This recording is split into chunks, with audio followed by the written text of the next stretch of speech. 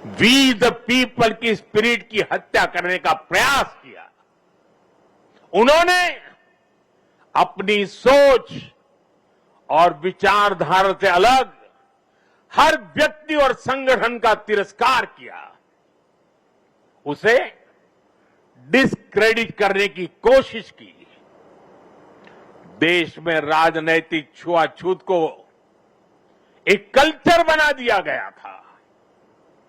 हम सभी को पता है, कांग्रेस सरकारों में सरदार पटेल और उनकी लेगेसी के साथ क्या क्या हुआ है। इन लोगों ने बाबा साहब आंबेडकर के साथ जीते जी और उनके जाने के बाद भी क्या किया, नेताजी सुभाष चंद्र के साथ क्या किया, डॉक्टर लोहिया और जयप्रकाश नारायण जैसे लोगों के साथ भी कांग्रेस ने यही किया। इस साल राष्ट्रीय स्वयंसेवक संघ के आरएसएस के 100 वर्ष पूरे हुए हैं। संघ पर भी कैसे कैसे हमले किए गए, षड्यंत्र किए गए।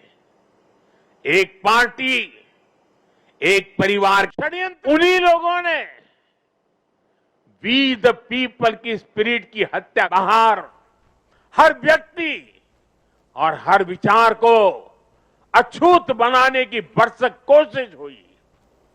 भाइयों और बहनों, हमें गर्व है कि हमने देश को बांटने वाली इस राजनीतिक छुआछूत को खत्म किया है।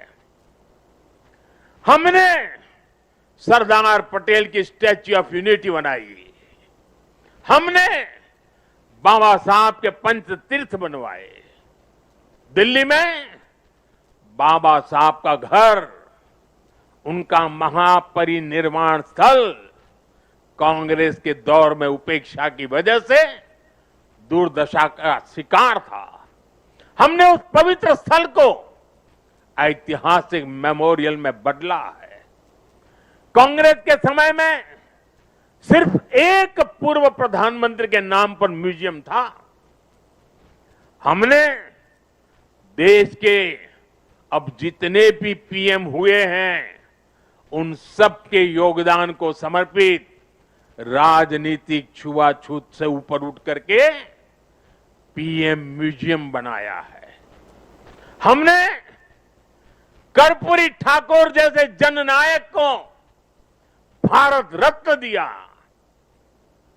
पूरे जीवन कांग्रेस को समर्पित रहने वाले प्रणब दा को हमने भारत रत्न दिया और विरोधी विचार वाले मुलायम सिंह यादव जी जैसे नेता को भी हमने पद्म पुरस्कार से सम्मानित किया। इन फैसलों के पीछे सोच यही थी कि राजनैतिक मतभेदों से ऊपर उठकर देश के लिए एकजुट होने की भावना मजबूत हो। ऑपरेशन सिंदूर के बाद विदेशों में गए हमारे सर्वदलीय प्रतिनिधि मंडल में भी हमने एकता की इस झलक को देखी है। साथियों, राजनीतिक हितों के लिए देश की एकता पर प्रहार की सोच ये गुलामी की मानसिकता का हिस्सा है। कांग्रेस ने अंग्रेजों से केवल पार्टी और सत्ता ही नहीं पाई, बल्कि कांग्रेस ने गुलामी की मानसिकता को भी आत्मसात कर लिया था। आप देखिए, अभी कुछ दिन बाद ही हमारे राष्ट्रगीत वंदे मातरम के 150 साल होने जा रहे हैं। 1905 में जब अंग्रेजों ने बंगाल का विभाजन किया, उसके प्रतिरोध में वंदे मातरम हर देशवासी का स्वर बन गया था। वंदे मातरम देश की एकता और एकजुटता की आवाज बन गया था। अंग्रेजों ने वंदे मातरम बोलने की बात तक बैन लगाने की कोशिश की थी। अंग्रेज इस कोशिश में कभी भी कामयाब नहीं हो पाए। कई हिंदुस्तान के कोने से वंदे मातरम का नारा गुंजता ही रहा। लेकिन जो काम अंग्रेज नहीं कर पाए, वो काम कांग्रेस ने कर दिया। कांग्रेस ने मजहबी आधार पर वंदे मातरम के एक हिस्से को ही हटा दिया। यानी कांग्रेस ने समाज को भी बांटा और अंग्रेजों के एजेंडे को भी आगे बढ़ाया। और मैं आज एक बात बहुत जिम्मेदारी से कह रहा हूं, जिस दिन कांग्रेस ने वंदे मातरम को तोड़ने का, काटने का, विभाजित करने का फैसला लिया था, उसी दिन कांग्रेस ने भारत के विभाजन की नींव डाल दी थी। कांग्रेस ने वो पाप नहीं किया होता तो आज भारत की तस्वीर कुछ और होती। साथियों, उस समय सरकार में बैठे लोगों की ऐसी सोच के कारण ही देश ने इतने दशकों तक गुलामी के प्रतीकों को भी ढोया। आप याद करिए, हमारी नेवी के झंडे से गुलामी का निशाना, गुलामी का निशान तब उतरा जब आपने हमें देश की सेवा करने का अवसर दिया। हमारी सरकार आई। राजपथ कर्तव्य पथ तब बना जब हमने ये बदलाव किया।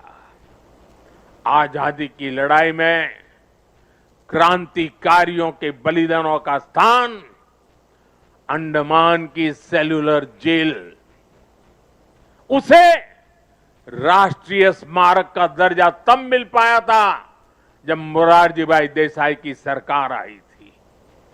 अंडमान के द्वीपों के नाम कुछ समय पहले तक अंग्रेजों के नाम पर ही थे। हमने ये नाम नेताजी सुभाष के नाम पर रखे। कई द्वीपों को परमवीर चक्र विजेताओं का नाम दिया। इंडिया गेट पर भी हमने नेताजी सुभाष की प्रतिमा लगाई। साथियों, देश की सुरक्षा में शहीद हुए जवानों तक को गुलामी की मानसिकता के कारण सही सम्मान नहीं मिलता था। हमने नेशनल वॉर मेमोरियल की स्थापना कर उन स्मृतियों को अमर बनाया। देश की आंतरिक सुरक्षा में भी 36,000 जवानों ने, ये हमारे पुलिस बेड़े के जवानों ने, देश को पता तक नहीं है, ये पुलिस बेड़े के ये खाकी वर्दीधारी लोगों ने 36,000 जवानों की शहादत हुई है। 36,000 शहीद होना यह आंकड़ा छोटा नहीं है। हमारी police, BSF, ITBP, CISF, CRPF, हमारे सभी अर्धसैनिक बल, इनके शौर्य को भी सम्मान से वंचित रखा गया। ये हमारी सरकार है जिसने पुलिस मेमोरियल बनाकर उन शहीदों को सम्मान दिया। मैं आज सरदार पटेल के चरणों में खड़े होकर के मैं देश भर में जिन जिन लोगों ने पुलिस बेड़े में रह करके सेवाएं की हैं, जो जो लोग आज पुलिस बेड़े में रह करके देश की सेवा कर रहे हैं, मैं सरदार पटेल के चरणों में खड़े रह करके आज मैं उनको सैल्यूट करता हूं। मैं उनका गौरव करता हूं, मैं उनका सम्मान करता हूं। आज देश गुलामी की मानसिकता के हर निशान को हटा रहा है। देश के लिए बलिदान देने वाले लोगों को सम्मान देकर हम राष्ट्र प्रथम की भावना को मजबूत बना रहे हैं। मेरे प्यारे देशवासियों, एकता राष्ट्र और समाज के अस्तित्व का आधार होती है।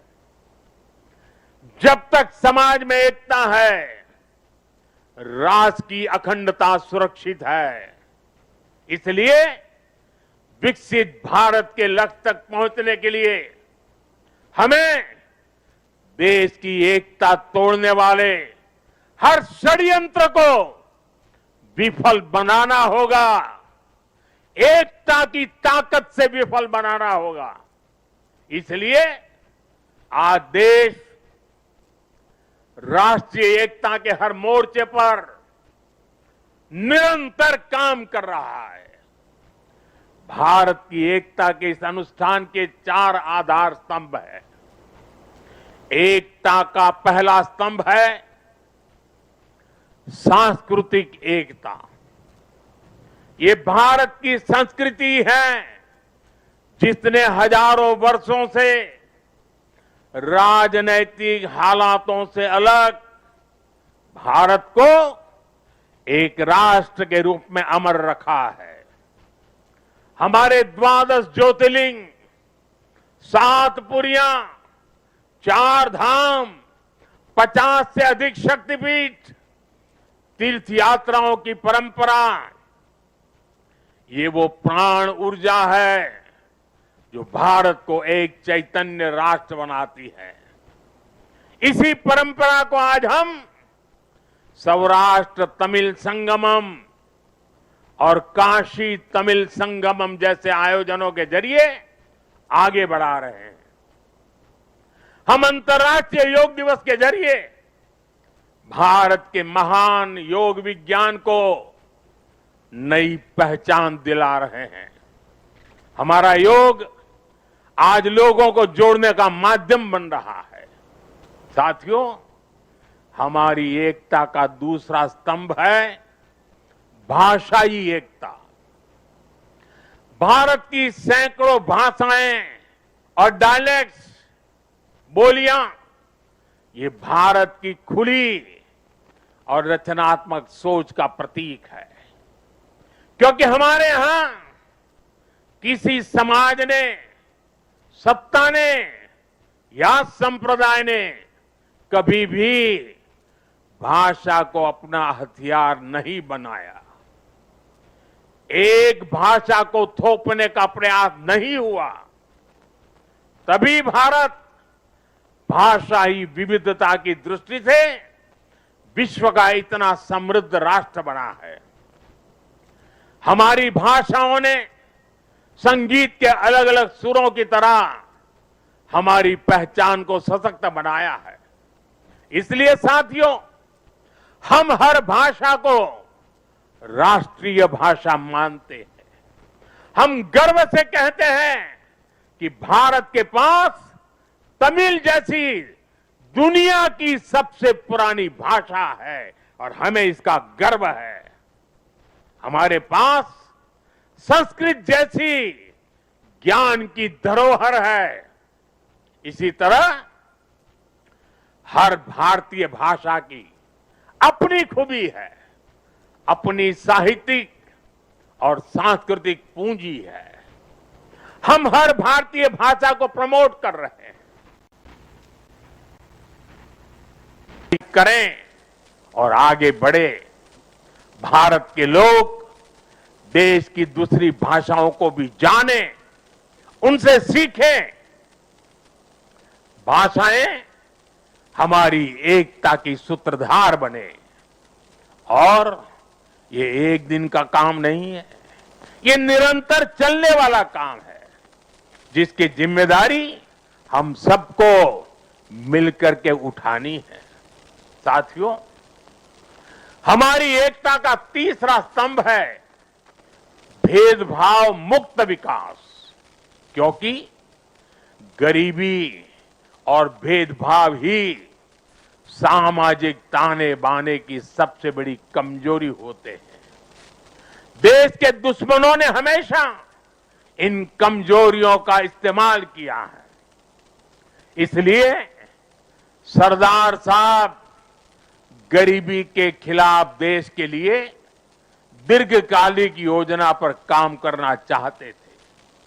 सरदार पटेल ने एक बार कहा था कि अगर भारत को आजादी 1947 के बजाय उससे भी 10 साल पहले मिल गई होती तो भारत 1947 तक भारत खाद्यान्न की कमी के संकट से मुक्त हो चुका होता।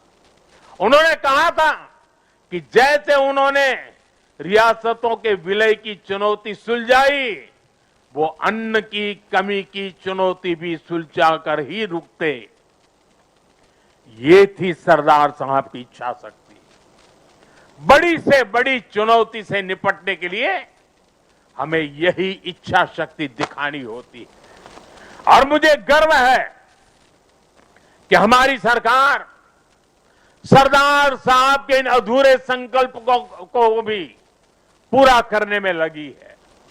बीते एक दशक में हमने 25 करोड़ देशवासियों को गरीबी से बाहर निकाला है।